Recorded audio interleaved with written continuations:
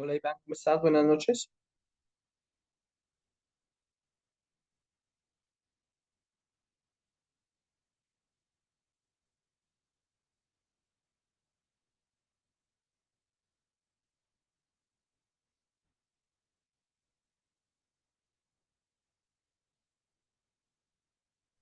Buenas noches, profesor, compañeros. ¿Cómo estás? Miguel Ángel, ¿cómo te Todo- va? ¿Me escuchas bien? Sí, señor. Todo bien, Vale, profesor. muchas gracias. Vamos a esperar hasta las 7:05 mientras eh, se conectan sus compañeros, ¿vale? Muchas gracias. Listo, profesor.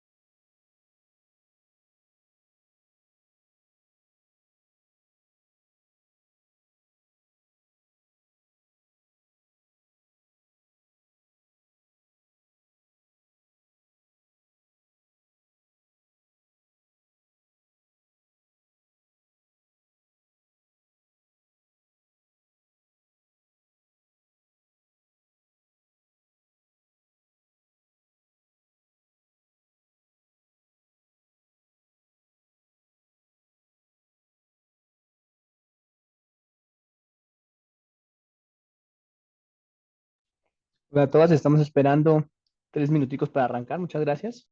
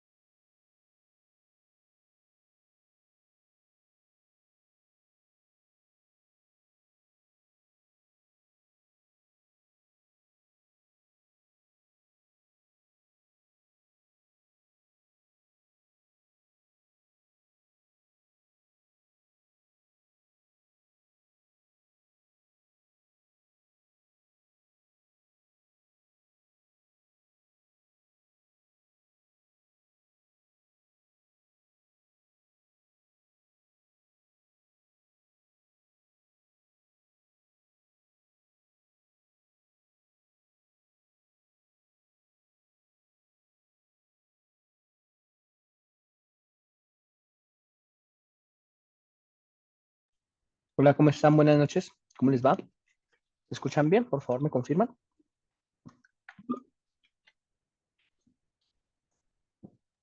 Sí, señor.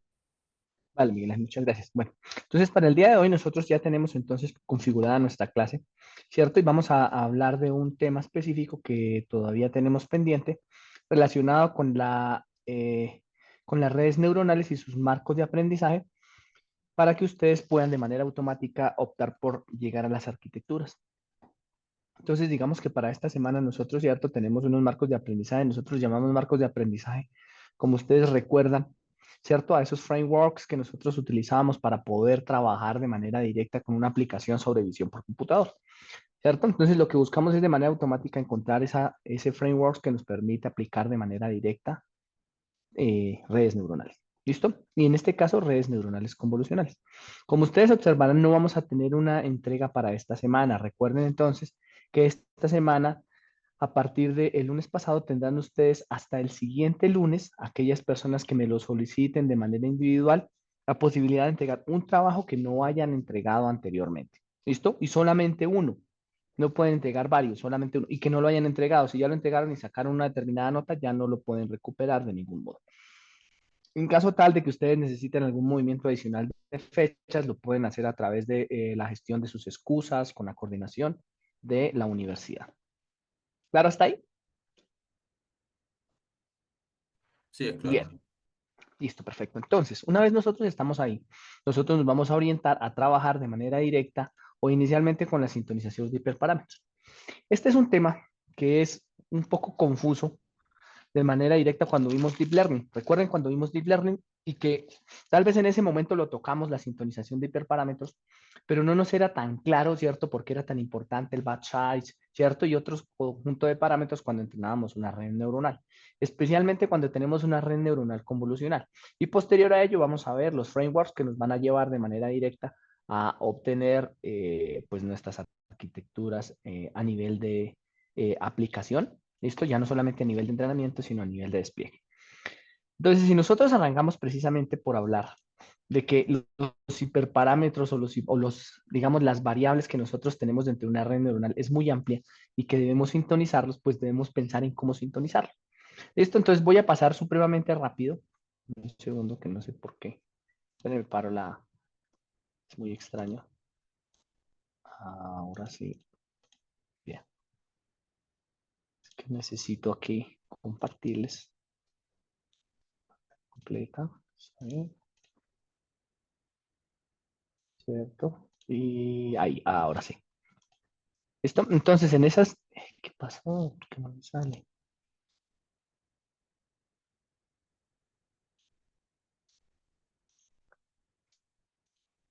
Un segundo. Ahora sí lo tengo. Bien, muchas gracias. Entonces recuerden todo lo de las redes neuronales, tienen unas arquitecturas específicas, ¿cierto? Es una red que está compuesta por una serie de variables de ingreso, unas variables internas y que aprenden en función de los valores W. Entonces recuerden que tenemos unos valores X, que son las entradas, unos valores W, que son los hiperparámetros y que se encargan de transformar este espacio en una variable Y, y que esto es una matriz, ¿cierto? Y aquí tenemos los hiperparámetros. ¿Listo? Así que sintonizar estos Profe, hiperparámetros significa disculpe solamente, que lo interrumpa, dígame, profe. Disculpa que lo ¿sí, interrumpa, señor, profe, pero estoy viendo parches negros en la presentación. todos están viendo parches negros en la presentación. Sí, señor. Así es. Profe, como unas barras, como unos cuadros. Sí, profe. Una Uy, denme barra un en la segundo. parte inferior derecha. Voy a volver a compartirles.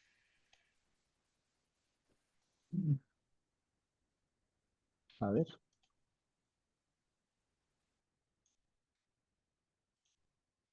Por ahí la ven mucho mejor.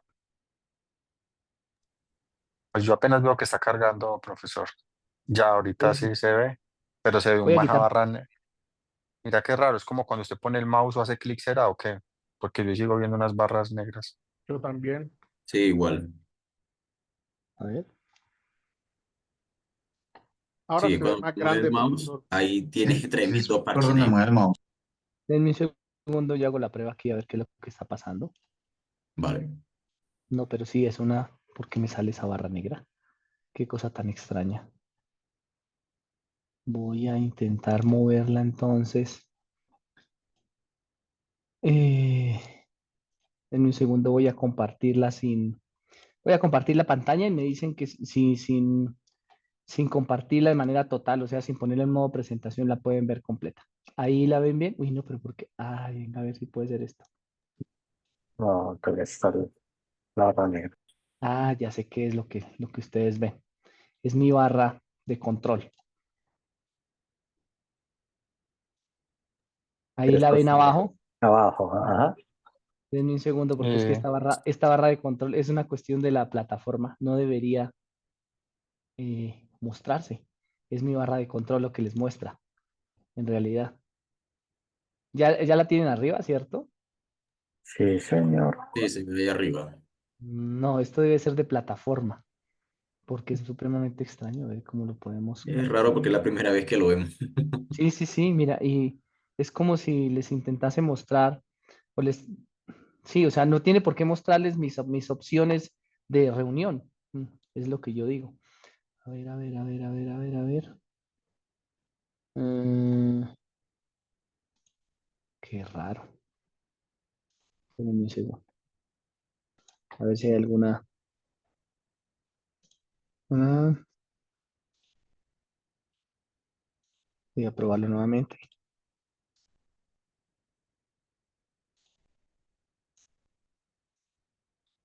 Y Stella Yaud. Uy, yo no había probado esto. Este tal vez me llame la atención. Me van a decir ahí, por favor, cómo la ven. Ahí tienen que ver, pero se ve nuevamente la barra. Sí, ahí se ve la barra todavía. Esta bendita barra. Ahí se desapareció. Está en la Ahí la parte ven. superior. Porque esto no tendría por qué verse.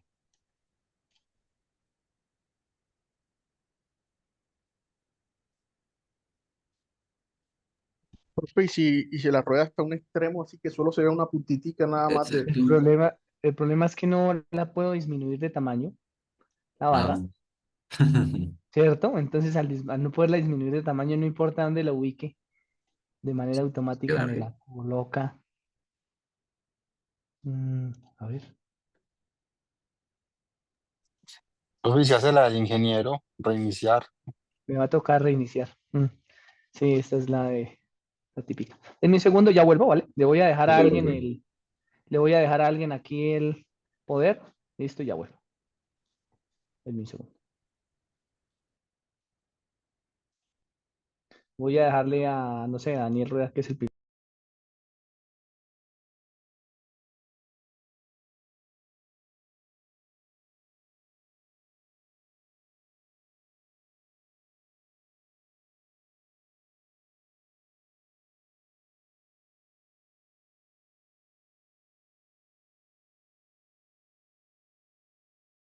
Ya estoy por aquí nuevamente. Voy a compartirles otra vez mi pantalla y ustedes me dicen que ven.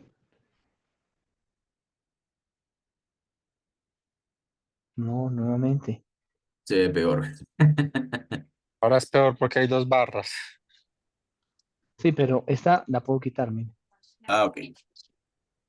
Esta es por la presentación que yo tengo. Y Profe, si crea otro escritorio,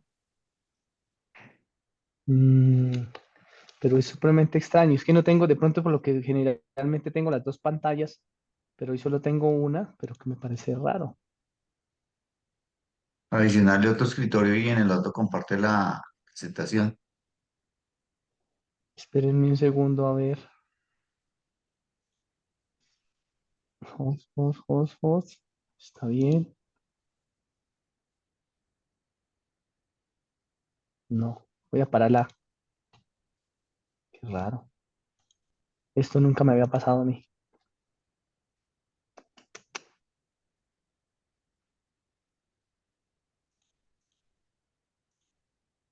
Ujú.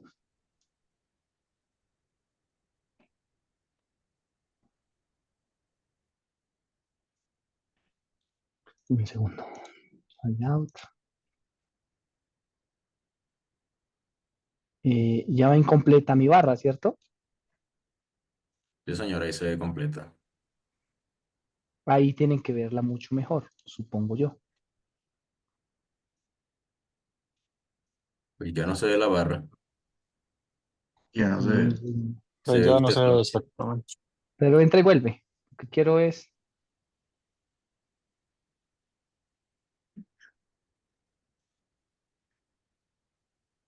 creo que por aquí ya la podemos manejar un poco mejor, ¿cierto? Sí, señor. Voy a cerrar por aquí. ¿Me confirman que la vean, por favor? Ya no se ve. Creo que sí, ¿no? Creo que ahí estamos, ¿cierto? Con esto ya podemos funcionar. Entonces les mencionaba en una red neuronal que básicamente lo que nosotros siempre tenemos en la red neuronal, ¿cierto? Son unas entradas, unas salidas y entrenamos unos Ws. Pero aparte de esos W, ¿cierto? Que son todos los neuronas que se producen en una arquitectura que no es convolucional de manera inicial, ¿cierto? Sino que fuese cualquier red neuronal, nosotros llamamos hiperparámetros a la sintonización precisamente de esos hiperparámetros. Cuando nosotros decimos que esa sintonización de esos hiperparámetros está finalizada, nosotros acabamos con la red neuronal. Sin embargo, en términos generales, en términos de hardware, hacer eso es un procedimiento o un proceso que es poco efectivo, porque regularmente la cantidad de entradas y salidas entre una red neuronal, especialmente las entradas, pues son demasiadas. Demasiadas, estamos hablando de miles de entradas y sobre todo cuando aplicamos una convolución previa para entrenar una red neuronal convolucional, pues muchísimo más grande. ¿Cierto? Entonces es importante que nosotros tengamos en cuenta que eso va a tener un gasto computacional muy elevado. Así que entrenar, por ejemplo, con todas las imágenes para hacer un solo ciclo o entrenar con todos los datos para hacer un solo ciclo y empezar a iterar un método que va a tener múltiples iteraciones, pues es malo con todo el conjunto de datos. Razón por la cual nosotros tenemos, voy a ir aquí a irme hacia adelante, ¿cierto? Que digamos literalmente tener en cuenta todas las entradas, pero no todos los experimentos. Esto entonces recordemos que era una red neuronal de acuerdo al algoritmo del descenso de gradientes. Entonces, una red neuronal básicamente tiene unas entradas que son X y tiene unas salidas que son Y. Y que los valores de Y son tantas clases como nosotros tengamos, porque típicamente las orientamos para clasificación, y que los valores de X son tantas variables como tengamos, y que cada vez que entra un dato, él recorre todo esto, actualiza los valores de W, mírenlos, con el algoritmo del descenso de gradiente, con el algoritmo Adam, o con cierto, el que ustedes quieran, y que típicamente al pasar por cada una de las capas ocultas, mírenla, brincando, ¿cierto? En cada una de esas capas ocultas lo que hace es actualizar unos valores de W. Capa 1, capa 2, capa 3, capa 4, capa 5, capa 6. Si que fuese matemáticamente hablando, es una multiplicación de matrices que me transforma la cantidad de entradas M a la cantidad de salidas Y. En este caso 3. ¿Listo? Pero para poder resolver ese algoritmo del descenso de gradiente, nosotros dependíamos del primer hiperparámetro, que generalmente no depende, ¿cierto?, del problema ni muchas veces de los datos, que lo llamamos tasa de aprendizaje. ¿Listo? Esa tasa de aprendizaje, cuando nosotros lo intentamos realizar o jugamos a trabajar con TensorFlow, pues viene definida en 0.01 y generalmente nosotros nunca la tocamos. ¿Listo? Pero es importante que sepan que al final debe estar sí o sí, pero nunca la tocamos. Nosotros podríamos intentar sintonizarla como un parámetro que está fuera de la red neuronal, pero que nosotros la podríamos sintonizar. ¿Qué ocurriría si la volvemos más pequeña? ¿Qué ocurriría si la volvemos más grande? ¿Converge más rápido? ¿No converge? Si converge, es inestable, etcétera, etcétera. ¿Listo? Y luego, pues evidentemente que la cantidad de experimentos que entran aquí, ¿cierto? Son m variables por 60.000 experimentos. Por ejemplo, si fuesen 60.000 imágenes de entrada o 60.000 valores de entrada, ¿cierto? Experimentos de entrada, o 60.000 pacientes, 60.000 lo que sea. ¿Listo? Entonces, entrenar los 60.000 tiene un costo computacional muy alto. Entonces, ¿qué es lo que hacemos nosotros? Nosotros a lo que jugamos es a dividir ese gran conjunto de datos, es decir, tenemos los 60.000, donde aquí están X variables por N experimentos, ¿cierto? Y cogemos una pequeña parte. Entonces, ¿qué ocurriría si nosotros cogemos esta pequeña parte y con esa entrenamos? ¿Listo? Y lo hacemos iterar. Y luego, esta pequeña parte, lo podemos escoger en orden. Y si no, esta pequeña parte. Y así, entonces cogemos pedacitos pequeños de lote, tamaños de un lote. ¿Listo? Ya eso es lo que nosotros llamamos tamaño de lote. ¿Para qué sirve esto?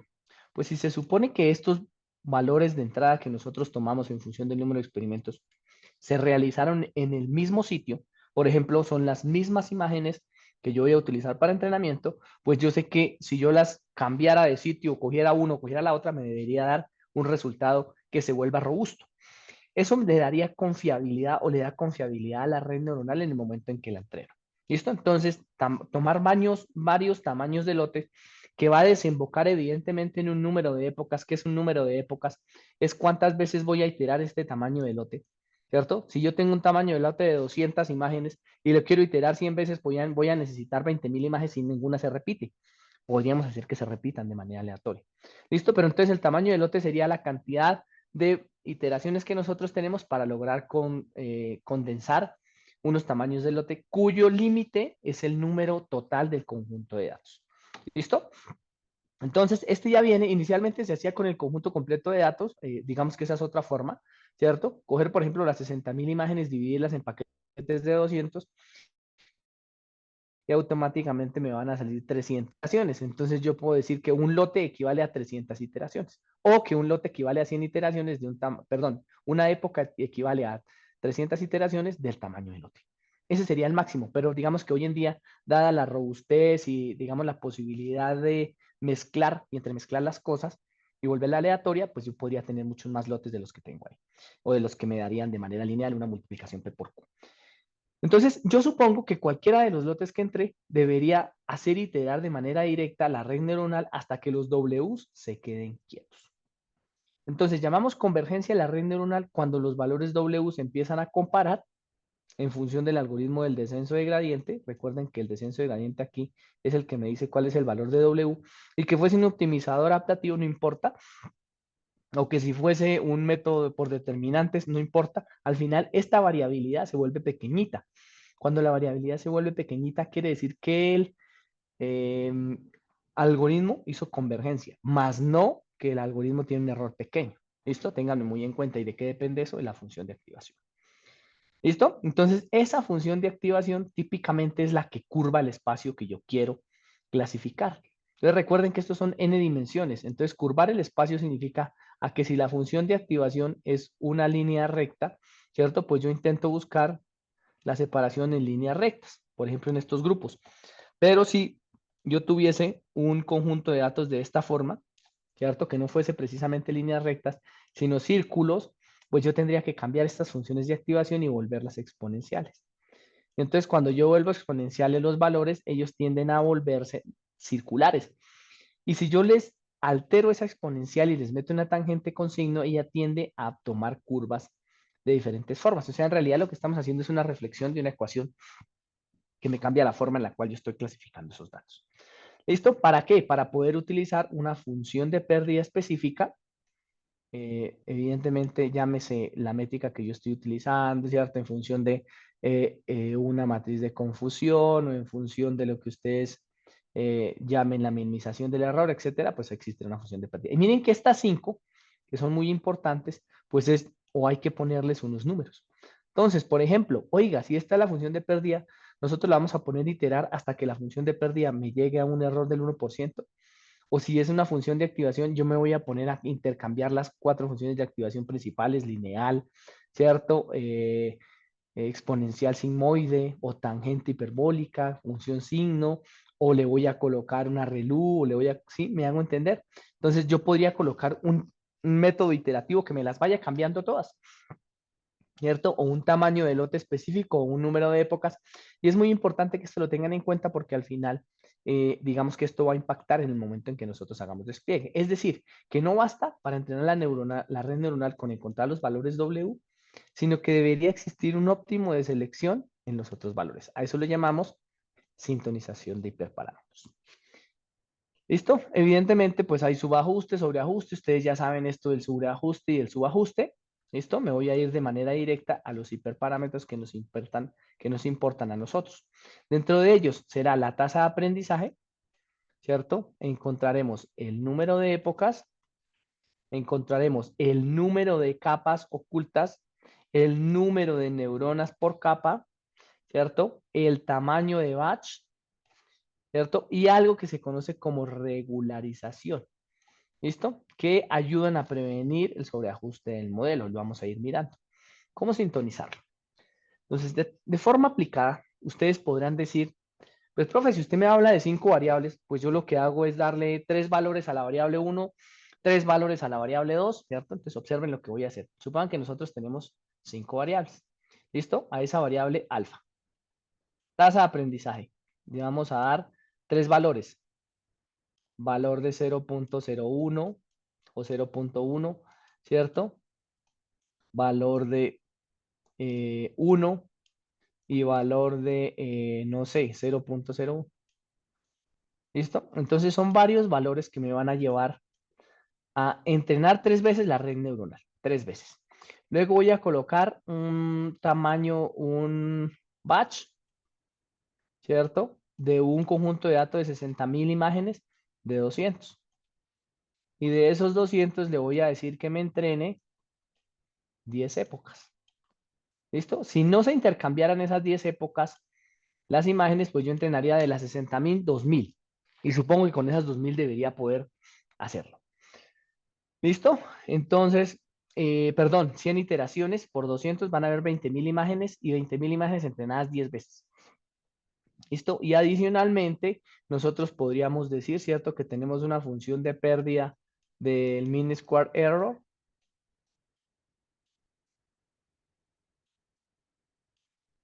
¿Listo? Y que queremos probarla con el algoritmo del descenso de gradiente. Y que además de eso, el algoritmo Adam también para mí sería interesante en el momento en que voy a entrenar.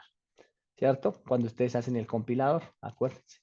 Entonces, vamos a tomar 200 en el batch, 100 en el batch y 300 en el batch. Y vamos a entrenar 10, 1 y 5 épocas. Yo les quiero hacer una pregunta. ¿Cuántas posibles combinaciones ven ustedes ahí? Viene 3 en alfa, 3 en el batch, 3 épocas, ¿cierto? Y 3 funciones de pérdida. U optimizadores. ¿Cuántas posibles combinaciones hay ahí?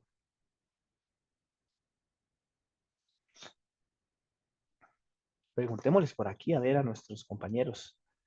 Hablemos de Alexander, Garavito. Alexander, cuéntame, ¿cuántas posibles combinaciones ves tú? Dime un número.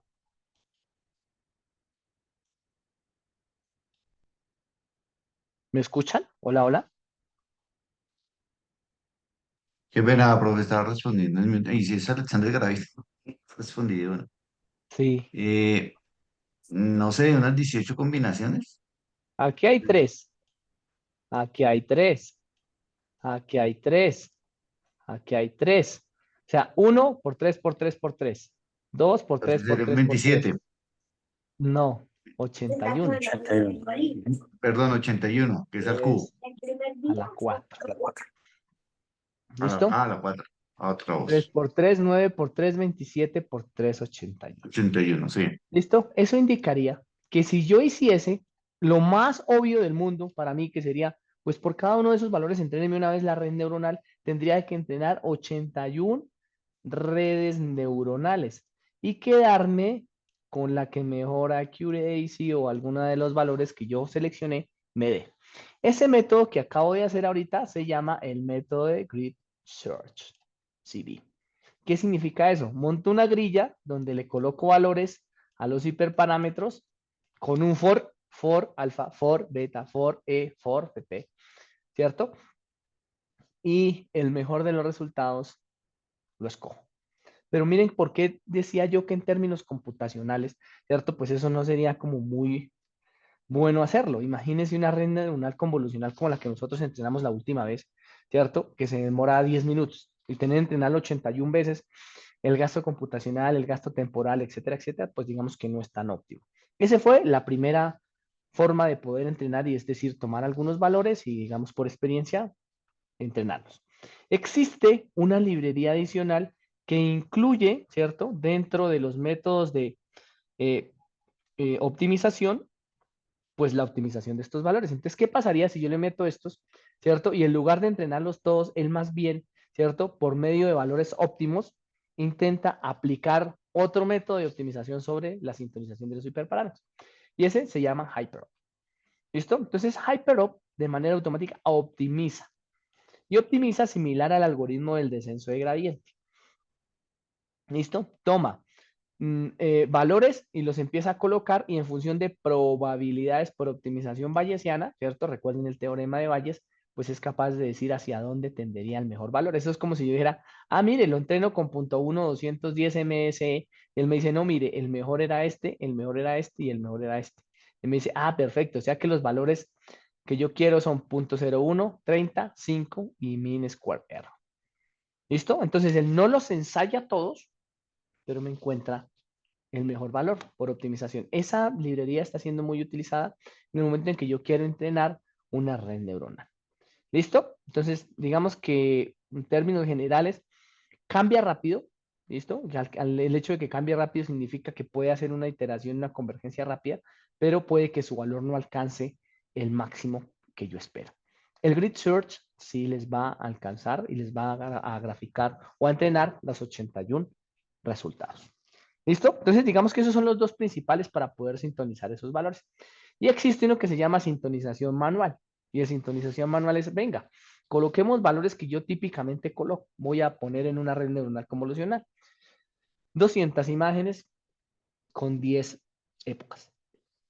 ¿Listo? Y después digo, ah, no, me parece entonces que debería subir al número de imágenes, que debería subir al número de épocas. ¿Listo? Pero recuerden, entre mayor cantidad de grupos por 200 imágenes, 100 imágenes o el número de imágenes que ustedes seleccionen, el algoritmo va a ser más robusto. Eso indica que cuando ustedes calculen el error, ¿cierto?, de entrenamiento versus el error de test, deberían ser muy similares y eso evita el sobreajuste también de manera automática. ¿Listo? Entonces aquí está cómo utilizar la búsqueda en cuadrícula. Yo les dejo esto para que lo muestre, para que lo miren aquí. Ya les acabo, digamos que de manera automática explicar cómo sería. ¿Listo? La optimización bayesiana. Ay, perdón que me fui hacia adelante. ¿Listo? Pero existe una que se llama búsqueda aleatoria. Y ustedes dirán, pero ¿cómo es posible que aleatoriamente yo pueda buscarla? Sí. Para eso podría utilizar la función RAND, ¿cierto? Una búsqueda aleatoria de la normal que esté alrededor de la media de las posibles soluciones. ¿Listo? Entonces podría funcionar con una búsqueda aleatoria. En términos generales le doy, ¿listo? Un valor muy pequeño, valores muy grandes y empiezo a acotar por medida de secantes. ¿Listo? Que es básicamente lo que nosotros tendríamos que hacer. Esta optimización bayesiana es la que les acabo de explicar. Y digamos que nosotros entonces podríamos hablar de dos principales que siempre utilizamos. No me gusta depender de la aleatoriedad, ¿cierto? A mí no me gusta. Me gusta más depender de cosas que pueda conocer y que pueda ver. Y entre ellos confiaría en HyperOp, que es una librería, Grid Search, que es otra librería, para poder de manera automática encontrar esos hiperparámetros, no los Ws, sino los valores con los cuales entrené. ¿Listo? ¿Cuál sería el objetivo de eso? Disminuir los cálculos computacionales, sobre todo cuando tengan que entrenar esto en la nube. ¿Listo? Recuerden que ese era el límite que tenía o que hasta hace unas 2 semanas tenía OpenAI. ¿Listo? Ese límite de hardware que, pues digamos, fue un poco debatido por DeepSeek, pero que aún está digamos, en un problema, o digamos, más bien en una discusión. ¿Listo? Entonces, ¿cómo hacerlo? Entonces, la función Hyperop, ¿cierto? Tiene este tipo de valores que me permiten a mí de manera automática, o más bien de métodos que me permiten de manera automática poder tomar un camino para poder resolver cuáles son los valores de esos hiperparámetros. ¿Listo? Entonces, fmin, que es el método, el primer método que nosotros encontramos en ese HyperOp, es una función, ¿listo?, que se encarga de realizar, ¿cierto?, la optimización específica. DP-Suggest, RAN-Suggest, son dos algoritmos, uno, el primero basado en, digamos, en un estimador, ¿cierto?, estructurado, y el segundo es un algoritmo de búsqueda aleatoria. En trials, ¿cierto?, o trials, ustedes van a poder encontrar dentro de todos esos métodos, ¿cierto?, un objeto para almacenar todas las posibles resultados. ¿Listo? HP Choice, ¿cierto? Va a ser la definición, ¿cierto?, de valores discretos, hiperparámetros, unifórmicos, no unifórmicos. ¿Qué es esto? Que ustedes, ¿cómo van a moverse en los hiperparámetros? Si yo me muevo en una curva normal, una curva de misma probabilidad para que lo coja aleatorio, etcétera, etcétera. Y estos serían los posibles valores que ustedes podrían tener. Un log normal, un entero, ¿cierto? Y el estatus cuando él termina el resultado y me dice, sí, mire, yo terminé la optimización y me dio tanto. ¿Bien? Entonces así lo podrían hacer. Un caso práctico de sintonización, ¿cierto? Iría a lo que nosotros queremos tener, que es una clasificación de imágenes. En la clasificación de imágenes, recuerden que tanto la tasa de aprendizaje como las capas, como las neuronas, como digamos que todas las variables, afectan de manera directa la precisión. Típicamente nosotros no nos metemos nunca con la tasa de aprendizaje, pero sí con el número de capas, en el momento en que montamos la arquitectura. ¿Listo? Y pensamos que entre más capas, pues mejor va a estar. Y recuerden que tenemos que tener un límite donde está el sobreajuste. ¿Listo? Para que no se vayan a sobreajustar los datos. Entonces, ¿qué es lo aconsejable? Entrenen varias veces y encuentren el mejor. ¿Listo? Aquí hay unos estudios específicos, se los dejo para que ustedes lo puedan observar. Entonces, aquí cómo se puede hacer en reconocimiento de voz, traducción automática, análisis de sentimientos y demás. ¿Listo? Entonces, la sintonización de hiperparámetros, por recomendación, úsenla con HyperOp. ¿Listo? ¿Dudas, preguntas? Bien, entonces mire a trabajar con los frameworks que me interesan el día de hoy, que me va a llevar hacia la introducción, ¿cierto?, a las arquitecturas. Entonces me voy a ir porque esto ya lo vimos, ¿cierto? Me voy a ir mucho más adelante y me voy a quedar por aquí en algo que nosotros conocemos. Esto que ustedes observan ahí es una red neuronal convolucional. ¿Listo? Pregunta. ¿Cuántas capas de pooling tiene?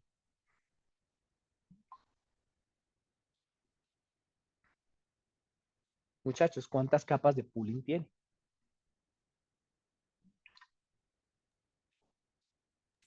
4. ¿La escuchan? ¿Convolucional? ¿Existe la convolución acá? Miren que hay una red neuronal. Ahí hay una red neuronal convolucional. No, no, evidentemente es una red neuronal cualquiera, mírenla. Esta sí es convolucional. Esta no es convolucional porque no efectúa ninguna convolución.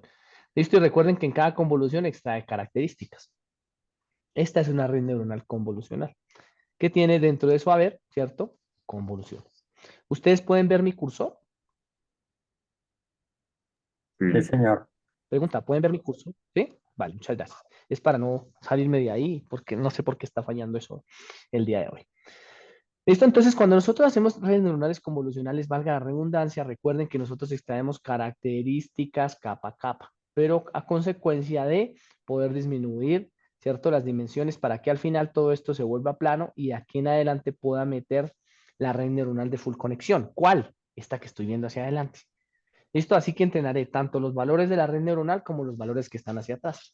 Así que en la red neuronal convolucional adicionalmente me salen dos variables: cuántos filtros voy a colocar, cuántas capas voy a colocar, cuál es el tamaño del kernel, nos casaremos con 3x3 para que no tengan problemas, cuál va a ser el tamaño del pooling o del max pooling, nos casaremos con 2x2 para que no tengan problemas y poder llegar al resultado.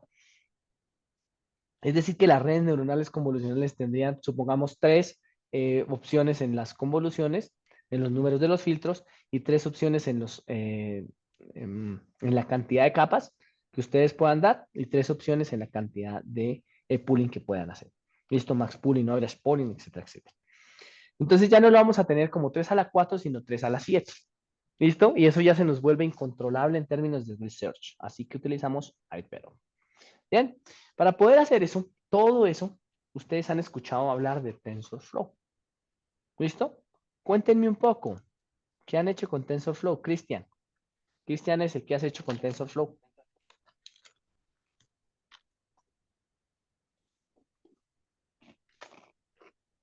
Cristian, ¿me escuchas? Daniel Rueda. Profe, no, no recuerdo, o sea, sé que lo trabajamos el año pasado, hicimos un tema de red, el semestre pasado, perdón, hicimos un tema de Ujú. redes neuronales, pero no recuerdo muy bien el ejercicio en sí. Vale. ¿Qué es TensorFlow? Entonces arranquemos como si no lo conociera. ¿Listo? TensorFlow comienza a hacer su aparición, incluso su creación en el año 2010. Hasta antes del 2010, nadie era capaz de programar una red neuronal. ¿Listo? Y los que lo sabían hacer eran contados con los dedos de la mano. ¿Eso qué traía como consecuencia? Que la posibilidad de desarrollar una red neuronal sobre procesos específicos, pues era casi nula, ¿cierto? Existía la oferta, pero no existía la demanda. Entonces, por eso ustedes no ven aparecer las redes neuronales entre 1948 y el 2010. Nunca. Ya en el 2010 Google se da cuenta que todo el negocio va para la nube. Y sabiendo que Python venía jalando lo de todo lo que tenía que ver con Machine Learning con el paquete de Scikit-Learn, crea la librería TensorFlow versión número 1. ¿Qué buscaba? Competirle a Scikit-Learn para poder trabajar en Machine Learning y a la vez tocar temas de Deep Learning en las redes neuronales. Funcionó bien la primera librería y pasamos a trabajar con la versión número 2, esto que es la que estamos trabajando anteriormente o actualmente. ¿Cuál es la ventaja de ese TensorFlow? Resulta que ese TensorFlow tiene una característica específica. Un segundo. Ahora sí. Tiene una característica específica y es que trabaja con tensores. ¿Han escuchado la palabra tensores alguna vez? A excepción del tensor de la bicicleta, ¿la han escuchado? Alexander Garavito, Daniel Vargas, ¿la han escuchado? Sí, no, no saben, no responden. Sí, profe, no. ¿No? Listo. Entonces, ¿qué ocurre con los tensores? Los tensores son un concepto matemático que toma una matriz y le puede hacer subdivisiones a esa matriz de modo tal que se acople a un determinado proceso. Por ejemplo, esta matriz a la cual yo le quiero resolver el problema. ¿Cuál es el problema?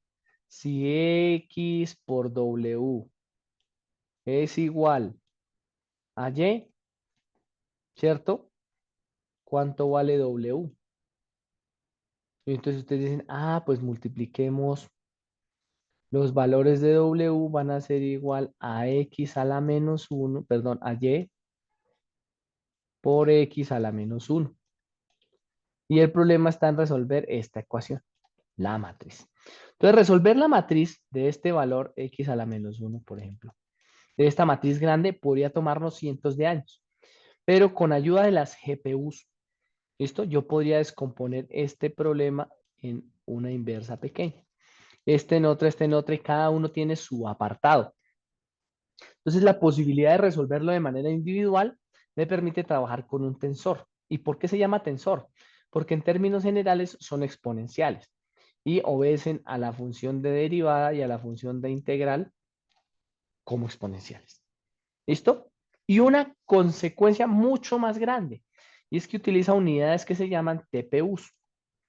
Y esa unidad TPU es una comparación que hace el problema con respecto al hardware. Entonces va y mira las condiciones del hardware y me dice, uy, venga, ¿usted qué tiene ahí? Tiene una GPU de tanto. ¿Listo? Y si el problema se adecua a esa GPU, pues me lo divide en tantos valores como él crea que es posible de resolver con esa GPU. Es decir, trabaja automáticamente comparando la solución de una matriz inversa con los valores de software, de hardware, perdón. ¿Listo? Entonces, como es capaz de comunicarse con el hardware para resolver de manera automática los problemas, pues se volvió muy famoso, porque entrega un trabajo muy rápido, de acuerdo con lo que yo tenga en mi algoritmo. ¿Listo? Y tiene algo mucho más poderoso. Y es que listo, se desarrolló para entrenar modelos. Bueno, los entrenamos, digamos que está bien, ¿cierto? Y ahora yo le entrené un modelo a, no sé, a Amazon. Entonces, ¿cómo Amazon me paga? Dice, este es Amazon, esto es lo que yo encontré y estos eran los datos que me encontraba, que me da. Y yo le digo, listo, ¿y cómo monetizo esto? Pues como yo me puse a entrenar, le hice fue solamente train a este W, pues yo tengo que hacer una validación, que típicamente la llamamos validación cruzada. Y entonces allá encuentro un error. Y si el error, por ejemplo, me dio del 1%, pues digamos que yo podría decir que tengo una efectividad del 99% para hacer una clasificación. Lo entrené. Ahora necesito aplicarlo. Entonces yo voy a tener un ya estimado, que puede ser el tipo de zapatos en una imagen, igual a los hiperparámetros que encontré, multiplicado por las entradas que tengo actualmente. ¿Listo? Entonces, observen el gorrito, ¿no? El gorrito significa que es estimada. Si yo tengo esto y ya sé que el W me dan los X con respecto a los valores que me entregaron y ya se comporta bien y se robustece, pues yo debería llevarlo a despliegue. Y entonces TensorFlow fue más allá y dijo, pues si lo vamos a llevar a despliegue, pues es llevarlo a una página web. ¿Listo? Y si lo llevo a una página web, pues mi principal aliado es JavaScript. Cuéntenme, ¿han escuchado hablar de JavaScript?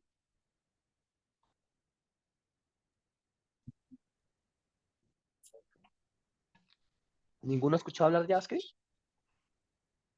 Imposible.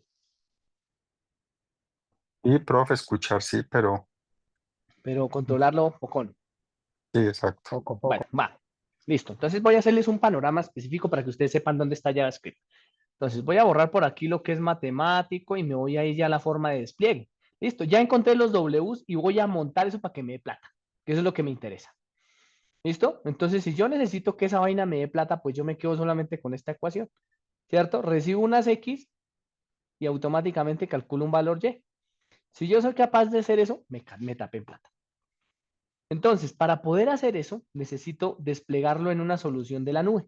Entonces, hoy en día, mucha gente utiliza Power BI. ¿Conocen Power BI? Sí, ¿Para qué sirve el Power BI? manejo de datos y tableros de control, una herramienta de Microsoft, ¿no? Correcto, para mostrar un poco de datos, ¿sí o no? Pero les hago una pregunta, de los que han manejado Power BI, ¿han logrado ingresar datos a Power BI desde la parte visual? O sea, ¿han podido hacer el acceso, que usted cargue datos y los almacene en una base de datos? Ustedes muchos dirán, pues, profe, lo puedo hacer con el evento de narrativa. Sí, dije, pero Power BI no fue creado para ingresar datos, fue creado para mostrar datos. Entonces es una herramienta de front-end, escúcheme, de visualización. Es una herramienta visual de salida, solamente para mostrar. Pero si yo quiero ingresar datos, entonces, por ejemplo, que quiero hacer la planeación del año 2025 y que él automáticamente se guarde en la base de datos y luego yo la pueda consultar, jalar y ver, no, no se puede. No se puede ni con Power BI ni con Looker porque ese no es su objetivo. De modo tal que es necesario montar esto en una aplicación web. Entonces, cuando yo monto una aplicación, puede existir móvil o puede existir web. Voy a hablar de las web, ¿listo? Y la aplicación web básicamente lo que tiene es una múltiple unión entre lenguajes de programación. Entonces tengo una página con hipertexto. Esa página con hipertexto que estamos trabajando en frontend debe estar conectada a un diagramador, ¿cierto? De la página web. Entonces, arriba está la información y abajo en CSS está la parte visual, que los colorcitos, que se vea bonita, que esté organizada así, etc. Pero adicionalmente, esta página, similar a cuando ustedes entran a su banco, ¿cierto? Y la dirección de la página no cambia, pero el contenido dentro de la página sí, para adaptarse a habilitar la contraseña, ¿cierto? Necesitan operaciones inteligentes. Entonces, las operaciones inteligentes se hacen a través de JavaScript. Es decir, que JavaScript podría funcionar o está funcionando en este momento como un algoritmo de backend. Entonces, CSS más HTML, más, de hecho hay algunos con contenedores y demás, están en frontend. Y por aquí estaría el backend. Y bueno, si ustedes quisieran hablar por aquí, también pueden comunicarse con la base de datos, ¿cierto? Donde van a almacenar y donde van a leer una serie de datos. Entonces, si ustedes son capaces de hacer una página web, ¿cierto? Que reciba datos, pues ustedes lo tendrán o tendrán que pensarse el uso de herramientas como HTML, CSS y JavaScript. Una evolución de este HTML y CSS fue Django, ¿cierto? Y Django se ancló de manera automática con Python. ¿Listo? Entonces me permite trabajar, esa es una opción, de manera automática que pueda resumirse en trabajo directo. Pero ¿cuál es la ventaja del JavaScript? Pues que está basado en Java. ¿Listo? Entonces tiene una forma de trabajar similar a Java, pero muchísimo más sencilla. Y eso obliga al algoritmo de manera automática, ¿cierto? A que pueda funcionar no solamente en aplicación web, sino en aplicación web móvil. ¿Listo? Es decir, la pantalla cambie y ella sigue haciendo las mismas tareas. Entonces, si yo tengo este módulo, que a esto se llamaría el cerebro, miren, este es el back, ya lo programé, ya sé que solamente tengo que hacer la aplicación de esa fórmula, pues yo cojo esto y lo monto en JavaScript. ¿Qué es eso? Una multiplicación, nada más. Si yo la logro montar en JavaScript o llamar de Python a Django para que se visualice, pues automáticamente tendría el servicio en la nube. ¿Qué tendría que hacer? Pues ponerme a estudiar herramientas de front-end o contratar un desarrollador front-end que me haga eso. ¿Listo? Y entonces, de manera automática, yo puedo hacer algo que se llama despliegue. ¿Listo? Aquí estoy haciendo desarrollo y despliegue en un entorno de productividad. Aquí produce dinero, ¿cierto? Si me entrega un resultado, lleve que sea, no sé, la estimación de las lluvias para una zona específica, ¿cierto? Y X es la zona y W son los hiperparámetros y me salen automáticamente la estimación y yo digo, no, mire, para poder detectar la estimación vale tanto, ¿cierto? O lo que hace hoy Strava, la aplicación de deportes. Me entrega o me recibe unos datos que son propios de mi práctica física ¿cierto? Y luego me dice, mire, su entrenamiento fue este, usted podría mejorar si hace esto. ¿Listo? Y lo convirtió en algo muchísimo más allá que programar en Python. Lo convirtió en una comunidad. ¿Listo? Y esa comunidad evidentemente viene mandada por Google. ¿Listo? Tiene un montón de usuarios, es capaz de conectarse con todas estas marcas. Digamos que Python tiene la capacidad de comunicarse con cualquiera de los lenguajes de programación y TensorFlow existe con comunicación directa en estos tres programas. C Sharp, Python y se comunicaría directamente con el hardware de NVIDIA. Y además, ¿cierto? Es capaz, listo, como yo les decía, de comunicarse con el hardware. Mírenlo. Entonces es capaz de optimizar el uso de GPUs, es capaz de comunicarse con GitHub, entonces puede almacenar datos. Si tengo un Scrum Master adecuado para que me habilite esos valores y tengo algo que se llama el TensorFlow. Es decir, al final en TensorFlow lo que hay es un montón de métodos que se orientan a trabajar con redes neuronales y algoritmos de Machine Learning. Pero recuerden, ¿cierto? Que eso tiene digamos, una jerarquía. ¿Listo? Y esa jerarquía de manera automática me dice que TensorFlow puede trabajar a nivel de hardware. Esto no es normal, ¿cierto? En un programa a nivel de hardware. Es decir, puede montarse de manera embebida en un hardware, ejecutarse, comunicarse con Python como front-end, o sea, Django como front-end, C Sharp como front-end, y empezar a subir en capas de modo tal que me permita de manera automática comunicarme con Keras. Entonces, la gran ventaja de TensorFlow es que se puede comunicar con Keras en realidad. Y que su forma de programar, pues es relativamente simple, súper sencilla de montar. A tener en cuenta, TensorFlow tiene tres grandes paquetes, como cuando nosotros instalamos la app de Facebook Lite y la vemos desde el computador súper poderoso, ¿cierto? Entonces nosotros asumimos que la mayor cantidad de habilidades y servicios que tiene TensorFlow está en el servidor, porque aquí es donde va a entrenar. Entonces allá necesita tener muchas capacidades técnicas, un hardware muy poderoso, para que corra todo lo que yo quiero entrenar. Pero podríamos hacer o más bien, una vez teniendo el algoritmo Y igual, ¿cierto? Con todos sus parámetros a W por X, pues de manera automática decirle, listo, pues si Y es igual a W por X, implementémoslo. Entonces ya no necesito iterar esto y como no necesito iterarlo, lo puedo montar en un dispositivo móvil cuyo programa se llama TensorFlow Lite o en un dispositivo de aplicación web a través de JavaScript. ¿Listo? Entonces, este que tenemos acá para que utilice todos los recursos entrenando y este de acá para utilizar el ChatGPT, por ejemplo, en un celular o el ChatGPT en un computador.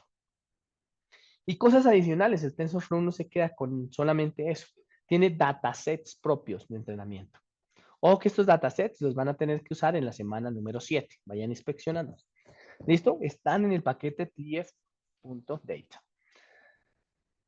Y se permite comunicar con los estimadores de Keras, ¿cierto? Hacia análisis tensorial y evidentemente que distribuye todos sus modelos en CPUs, TPUs y GPUs. O sea, lo hace muy rápido.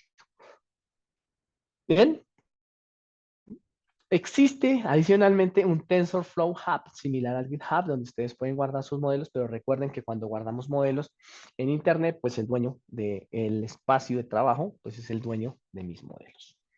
Bien, ventajas de ese TensorFlow, pues prácticamente sirve para todo. O sea, tener TensorFlow y controlarlo es prácticamente poder resolver cualquier problema de algoritmo de inteligencia artificial. Y sobre todo porque cuando sale un nuevo algoritmo, supongamos que cambiamos la arquitectura GPT-4 por la arquitectura DeepSeek, ¿cierto? Que acaba de salir, versión creo que es V1 o R1, no recuerdo, pues TensorFlow se adapta de manera automática. Dice, mire, este es este. ¿Listo? El algoritmo es este. Se trabaja con Python principalmente, adquiere datos, es muy confiable, hace predicciones buenas, tiene algoritmos de aprendizaje automático similar a Scikit-learn, pero más rápido. ¿Listo? Y me permite entonces, con ese paquete o ese framework, de manera automática, desplegar funciones o desplegar aplicaciones de la vida real. ¿Listo? Esa es la gran ventaja que tiene ese framework. ¿Listo? También existe PyTorch. PyTorch digamos que tiene la característica de venir de la mano de Meta o de Facebook. Así que primero controla muy rápido y muy bien todo lo que tiene que ver con bases de datos. ¿Listo? Pero tiene algunos problemas cuando vamos a sintonizar los IP parámetros como alfa, ¿cierto? Que era la tasa de aprendizaje y esos valores, porque tengo que tener un conocimiento muy profundo para poder desplegar mi primera solución. TensorFlow no lo necesita. Él tiene unos valores por defecto y puede arrancar a entrenarse. ¿Listo? Nos centramos en trabajar entonces en TensorFlow para que ustedes lo tengan en cuenta de aquí en adelante. Ahí van a encontrar entonces de manera automática la posibilidad de trabajar esto, digamos, con otro tipo de conexiones de datos como son APIs, ¿cierto? La posibilidad de montar arquitecturas, la posibilidad de los datasets, ¿listo? La depuración, modelos, capacidad de modelos, popularidad y velocidad. Miren TensorFlow, ¿listo? Keras por sí solo es lento porque no tiene la posibilidad de comunicarse con GPUs, ¿listo? Pero TensorFlow es muy rápido y lo que hace es anclarse de manera directa a Keras para que funcione de manera automática. ¿Listo? ¿Dudas, preguntas que tengan? ¿Todo bien? Listo. Pues no te entendí. No te escucho muy bien. No sé si los demás escuchan. Escucha bien.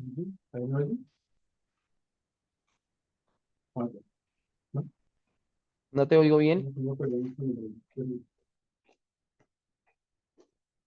¿Podrías escribirlo por el chat, por favor?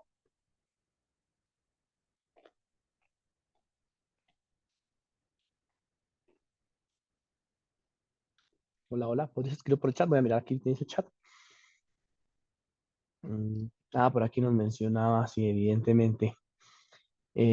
Mencionar Flags, perdón, y mencionar, evidentemente, el JavaScript para el desarrollo de frontend. Bien. Entonces, ¿qué es lo que buscamos? Empiezo a anticipar un poquito a trabajar la séptima semana. Entonces, la séptima semana, lo que nosotros vamos a hacer es trabajar con un conjunto de datos. Esos datasets están ya directamente en TensorFlow. Van a tener que escoger Perdón, uno, porque es séptima semana. porque la sexta no tenemos entrega. Ok, gracias. ¿Listo? Así es, simplemente para anticiparme un poquito y anclar el concepto de los algoritmos de los hiperparámetros para que la vayan trabajando de manera directa con el framework de TensorFlow. Entonces, TensorFlow tiene en su paquete interno algo que se llama los datasets. Obsérvenlo acá. ¿Listo? Entonces, cuando ustedes hacen el tf.data.datasets, de manera automática lo que van a hacer, ¿cierto? Es trabajar o observar los datasets. Cuando ustedes le dan clic allá, tienen todos estos datasets que observan en la parte izquierda. Nos vamos a orientar a hacer clasificación de imágenes. Sin embargo, no necesariamente pudiésemos hacer clasificación de imágenes, porque la asignatura se llama visión por computador, pero ustedes recuerden que a la entrada de una red neuronal podrían colocar cualquier cosa. Esta tiene una convolución previa porque es de 2 dimensiones, pero podrían meter un audio, podrían meter una imagen bueno, podrían meter, valga la redundancia, un gráfico, podrían meter un video. Claro, ustedes saben que eso va a consumir, que da gusto. Nosotros nos vamos a orientar a la imagen, a la clasificación de imagen. Entonces van a encontrar aquí un montón de grupos de imágenes. Digamos que la mayoría siempre se van por el CIFAR. ¿Listo? Entonces dice el CIFAR, tienen un montón de imágenes, observen las de 32 por 32. ¿Listo? Donde son 20 números de clase, es decir, vamos a clasificar 20. ¿Listo? ¿Entre qué? Y aquí les muestran una serie de datos. ¿Listo? Entonces ahí le dice, tenemos una etiqueta, usted lo va a cargar así, les deben salir unos valores, aquí está la imagen, etcétera, y con eso deberíamos entrenar. ¿Listo? Entonces esta es una, la CIFAR 1, la CIFAR 10 versión 1,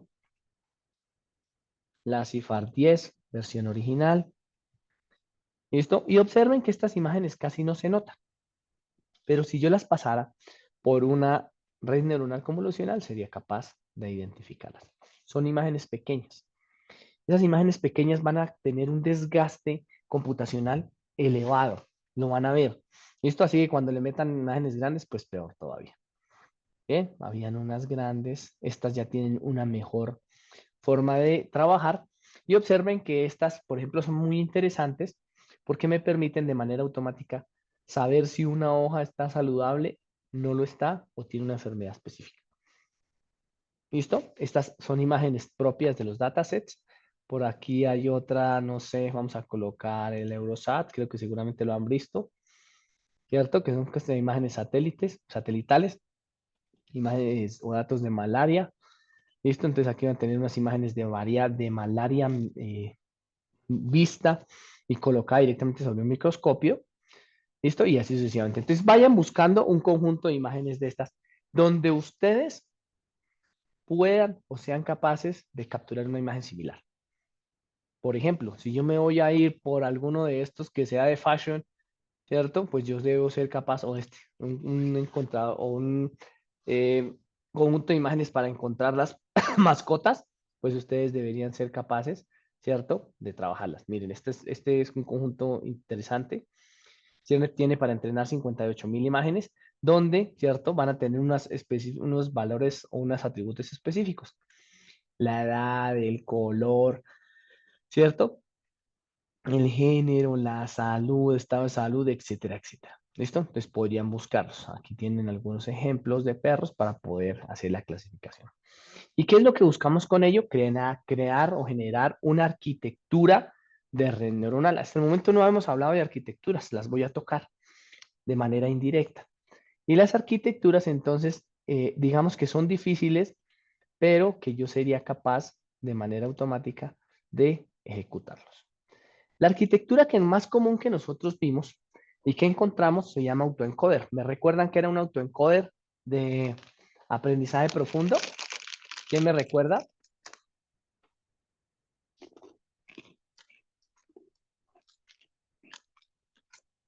¿Dedocracia?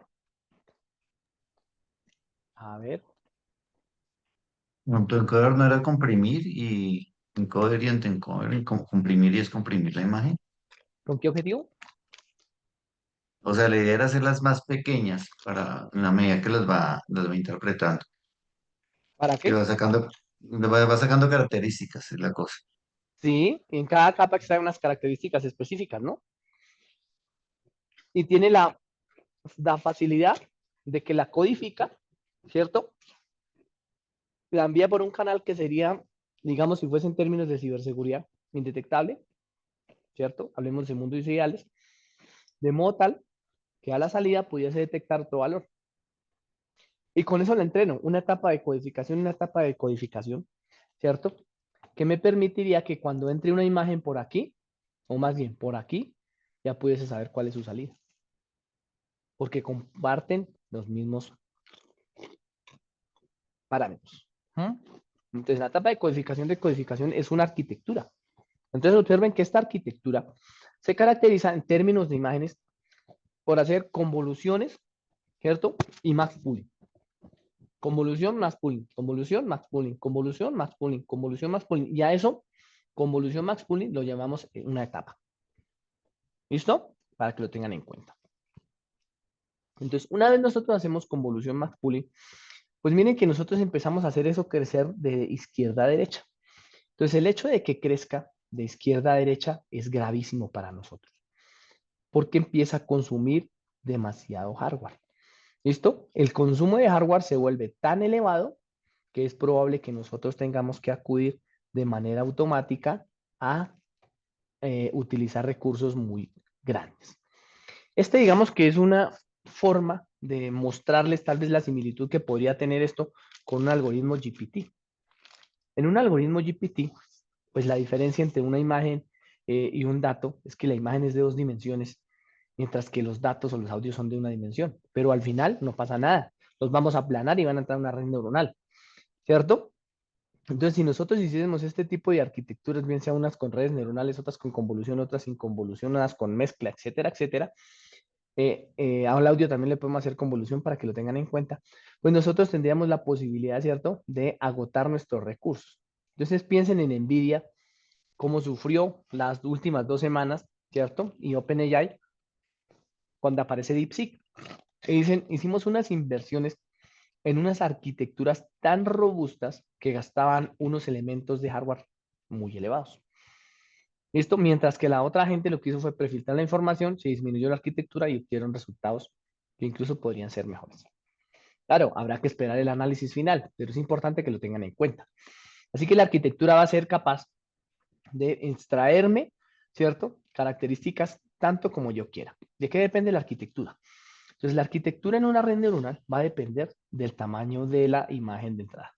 Ojo con esto. El tamaño de la imagen de entrada me da un límite para que tenga convoluciones.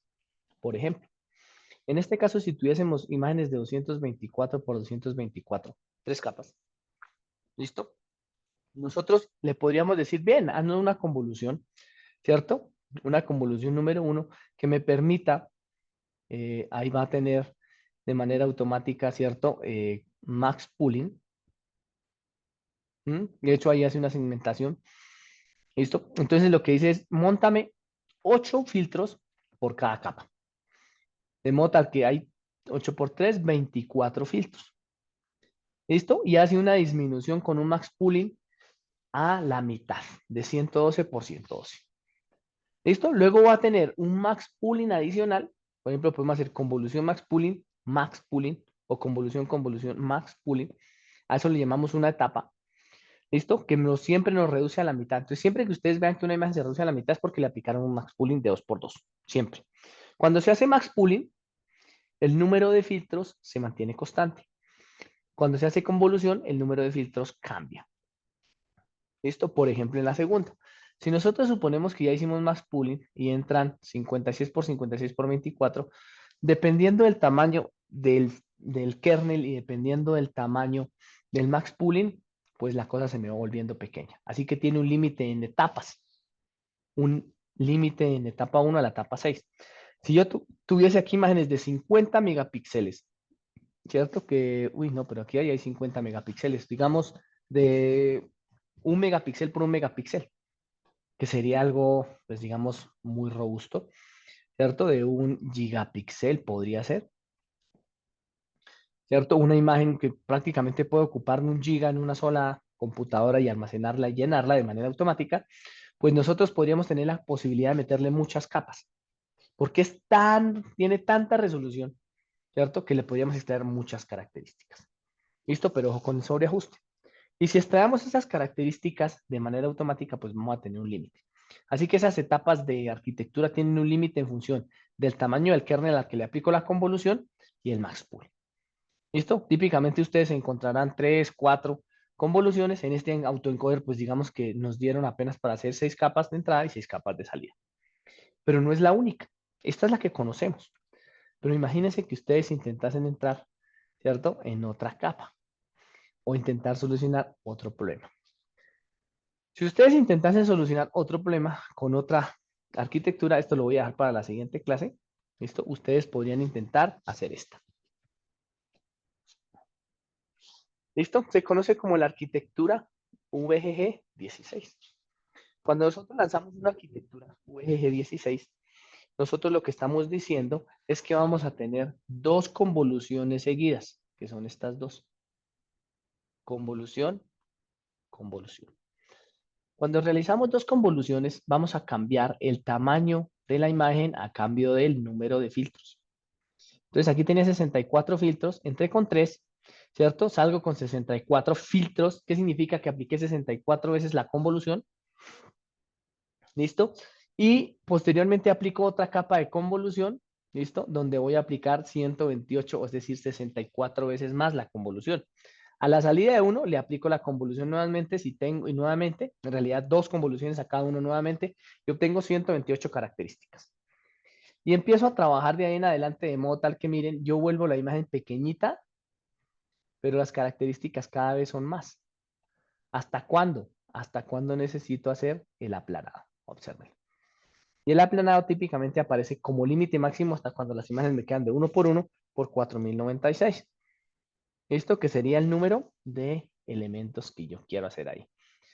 VGG 16 tiene ese nombre por la cantidad de capas que ustedes pueden observar.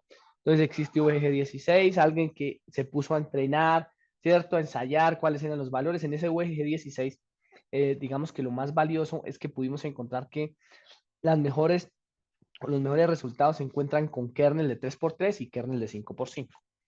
¿Listo? Nuestros mejores resultados. Y en este tipo de arquitecturas, digamos que tendrían un número de capas específicos. Cuéntenlas. Entonces, las que están en verde son capas de convolución. Las que están en morado son capas de max pool. Entonces, tienen 2 de convolución, 2 de convolución, 3 de convolución, 3 de convolución, 3 de convolución. 3 y 3, 6 y 3, 9 y 2, 11 y 3, 15. Y la capa de salida, 16. Es decir, no tiene en cuenta los max pool. ¿Listo? Entonces se le da ese nombre de manera automática por la cantidad de convoluciones que se le hace. Así que si ustedes vieran una convolución, una arquitectura de red UEG19, deberían pensar, ¿cierto?, en que existen mínimo 19 capas de convolución. ¿Claro el concepto? ¿Listo? Sí, Pero señor. ¿esto cómo se hace real? ¿Y esto cómo se hace real? Ustedes dirán, ¿cierto? ¿Esto cómo lo volvemos real? Pues por acá ustedes tienen, ¿cierto?, un conjunto de datos con una clase 6 que nos muestra evidentemente cómo programar con TensorFlow. TensorFlow solamente hay que instalarlo, ¿cierto? Y llamarlo. Entonces TensorFlow siempre está de la mano o directamente de la mano con sus librerías, como es Dataset, y de la mano con Keras. ¿Listo? Entonces se combina con Keras, como lo mencionamos en la clase anterior, para poder establecer el modelo, ¿cierto?, de red neuronal de manera rápida. ¿Listo? Para que lo tengan en cuenta. Me voy a ir por aquí para que ustedes lo vean. Y es esto. Si yo logro montar esta arquitectura, ¿cierto?, y correrla, pues de manera automática yo voy a tener la posibilidad de resolver mi inconveniente. Pero no pierdan de vista los hiperparámetros. La función de activación, ¿cierto? El número de filtros, la función de activación relook, el max pooling, etcétera, etcétera. Por ejemplo, en este caso tenemos convolución max pooling, convolución max pooling, convolución max pooling, max pooling, flighten, que es el aplanado y se lanza a 2 capas, ¿cierto?, densas de trabajo con redes neuronales. ¿Listo? Recuerden que para poder montar el modelo, ¿cierto?, se compila eligiendo el optimizador, la métrica de pérdida, a ver si son clases, si son 2 clases o 10 clases o cuántas, ¿listo? Y la métrica de exactitud. Ustedes la pueden entrenar y van a encontrar ese tipo de resultados. Miren, pérdidas del punto 34 y exactitud del punto 87, que no es tan buena. ¿Listo? ¿Qué puede ocurrir en la vida real? ¿Cómo escoger una arquitectura u otra? Aunque lo miraremos la siguiente semana con más arquitecturas. Las arquitecturas típicamente tienden a volverse más complejas cuanto más capas de convolución tenga. Es decir, que si yo aplico capas de convolución al azar, no puedo decirle de manera directa que son 10. Si yo aplico 10 capas de convolución, tengo que primero haber hecho el cálculo específico de cuántas clases tengo, segundo, cuál es la resolución de mi imagen, y ver si es capaz de llegar al final. ¿Listo? Capas de convolución, capas de max pooling y regularmente entre mayor cantidad de capas de convolución max pooling, más complejidad hay en la imagen. Y entre más complejidad, pues digamos, pueden captar más características en funciones digamos, del tipo de imagen, si es de 5000 por 5000, por ejemplo, si es de 1000 por 2000, etcétera, etcétera. ¿Listo? Entonces, a mayor complejidad de la imagen, es decir, a mayor resolución, ustedes pueden incrementarle el número de capas. No quiere decir que ese número de capas, ¿cierto?, arranquen al final por el máximo y decir, ya me funcionó. No. Esto tiene una sintonización, tiene unos tiempos específicos, se demoran en sintonizar. Listo, yo se los dejo para que ustedes lo corran porque es largo este ejemplo y se den cuenta de lo que está sucediendo. ¿Listo? ¿Dudas y preguntas?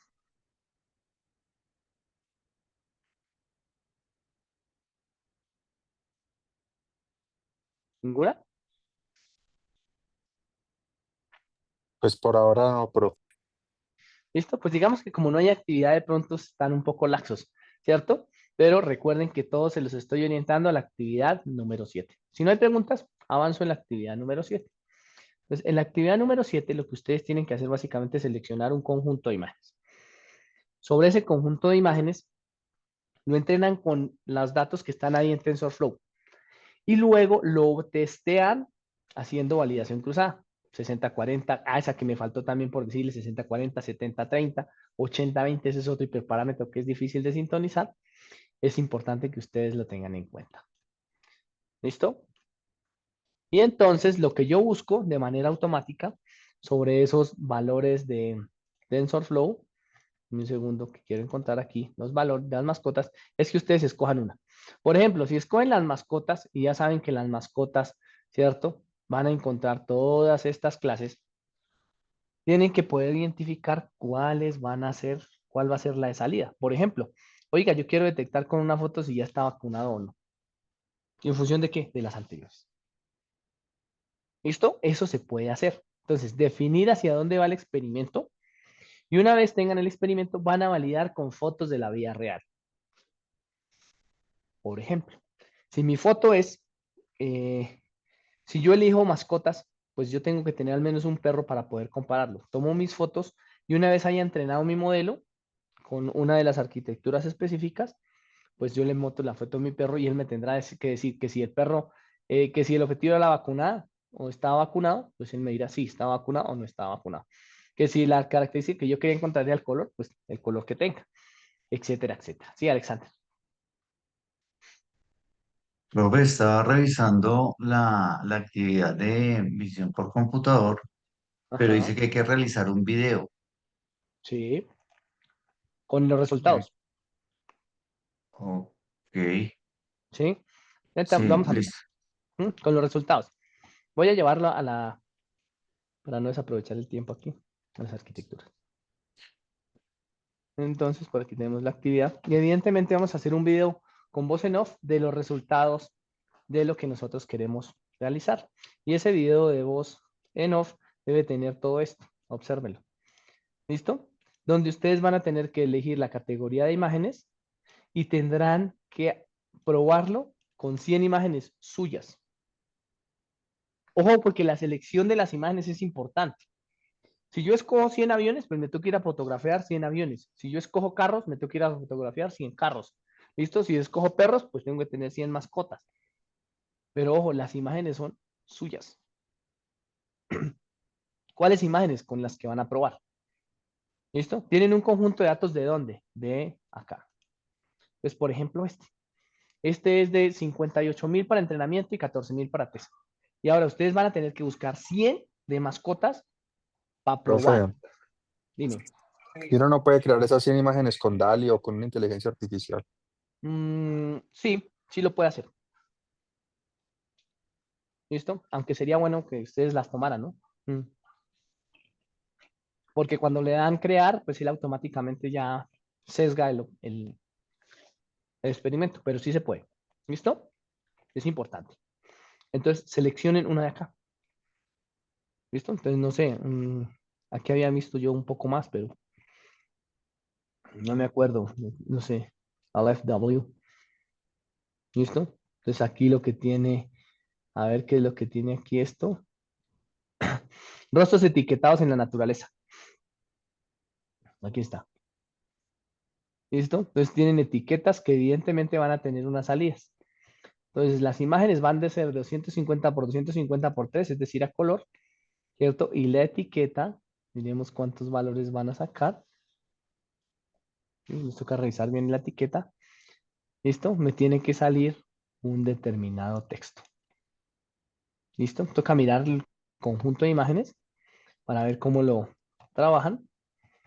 ¿Listo? Y evidentemente miren la etiqueta, es el nombre de la persona. Entonces, este sería un sistema de reconocimiento o búsqueda de imágenes, por ejemplo. Ustedes meten la imagen y dicen, ay, venga, ¿quién es este usuario? Tal, se llama tal persona. Si ustedes pudiesen meter no 54.000 o 58.000 imágenes que no sabemos si están repetidas, sino 7.000 millones de personas, pues ustedes podrían identificar de manera directa y automática. ¿Listo? Entonces, este sería uno. No sé, voy a buscar otro por aquí. Caballos o humanos, mírenlo, ¿cierto? Este es el de imágenes satelitales. Este es fotografías en torno de Mind, juego, ¿cierto? Por aquí vamos a tener, por ejemplo, este sería interesante, histología colorectal. ¿Y de dónde saco las 100 imágenes? Ojo con eso, porque este, pues evidentemente sería uno del que no pudiese tomar datos, pues porque no sé cómo podría acceder, a no ser, por ejemplo, que de pronto salga un médico, ¿no? Yo sé que me parece que aquí hay en el grupo un médico, listo, y ese médico diga, mira, yo tengo acceso a tales imágenes. ¿Listo? Ojo, tienen que probar y testear con 100 imágenes, no se les vaya a olvidar. Bien, para que lo tengan en cuenta. Y con esas 100 imágenes, ustedes van a hacer un número o van a sacar un número que les va a dar 90%. Por ejemplo, clasificó 90 de 100 bien. ¿Listo? Y van a hacer un video con voz en off. ¿Saben qué es un video con voz en off? Si Creo, no, creo que va haciendo uno va trabajando uno el video y se puede grabar ahí sobre. pero no debe ser su voz. Entonces se llama con voz en off. ¿Listo? Es la voz de una inteligencia artificial. Ojo, esto es más para que apliquen, para que ustedes puedan utilizar, que una inteligencia artificial para la voz. Listo, ahí está. ¿Vale? Eso se llama voz en off. ¿Listo? Importantísimo. Van a tener que hacer una etapa de diseño, una de implementación y una de resultados. La etapa de diseño es listo, voy y miro las imágenes, ¿cierto? En función de esas imágenes, pues digamos que son de 250 por 250, así que a esta le podría aplicar la arquitectura tal. UG16, UG19, ResNet, esas se las mostraré la siguiente semana. ¿Listo? Luego, ¿cómo la montaron?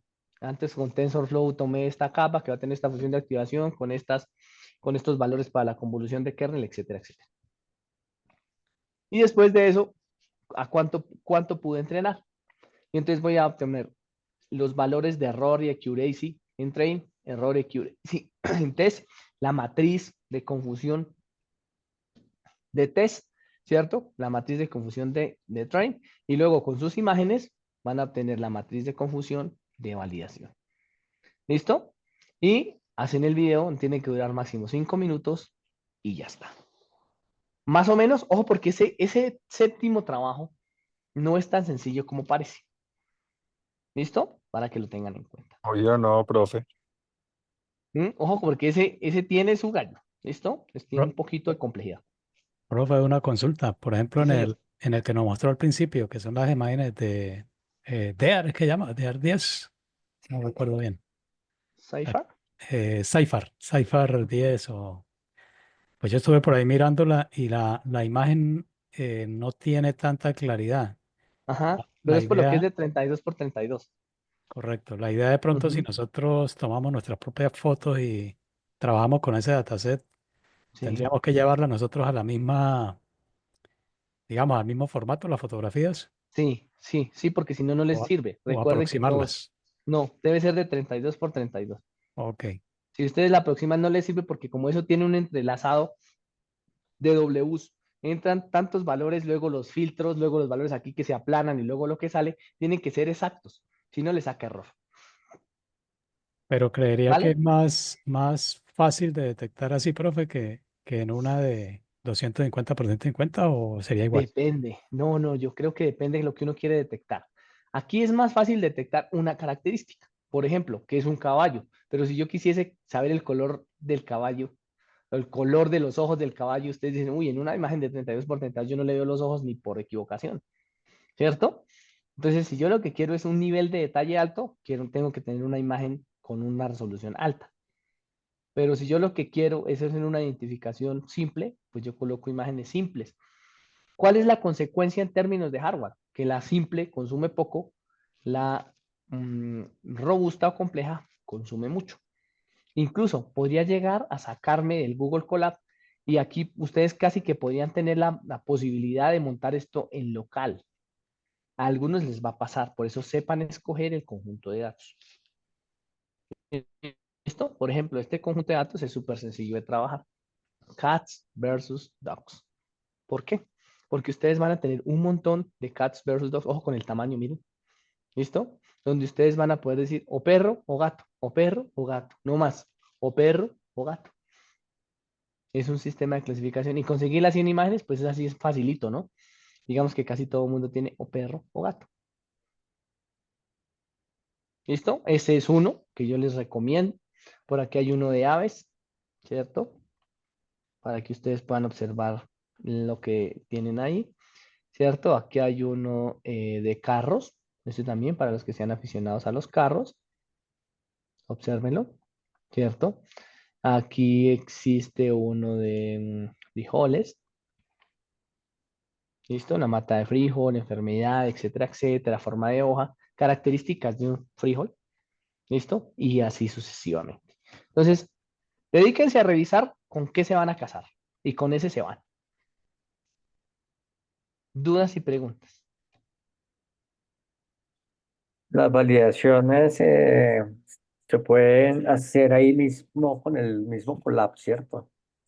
Sí, señor, sí, la idea es que ustedes Ajá. suban las 100 imágenes y ahí mismo dentro del programa les haga las validaciones y les saque la matriz de confusión y ustedes solamente la tengan que pegar en el trabajo y analizar. Bueno, en la presentación y analizar. Y analizar significaría que ustedes pueden escribir el análisis, ¿cierto? Escrito para que una voz de inteligencia artificial se la lea. Ese es un video con voz en off.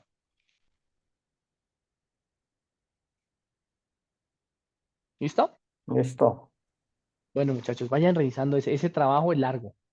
¿Listo? Se los digo porque tal vez es el que más les causa complejidad a todos sus compañeros. Y digamos que hasta ahí iría nuestra clase entonces del día de hoy. Dinos, Alexander, ¿tienes algo adicional? Ah, profe, esa era Ah, bueno. la duda. Vale, perfecto. Bueno, muchachos, muchas gracias entonces. Nos estaremos viendo entonces en nuestra próxima sesión o en la tutoría que recuerden que son los lunes a las 7 p.m. Ok, ¿Vale? gracias. Bueno, que estén muy Gracias. bien. Profe, Hasta buenas luego. noches. Que tengan una buena noche. Gracias, profe, hasta luego. Chao.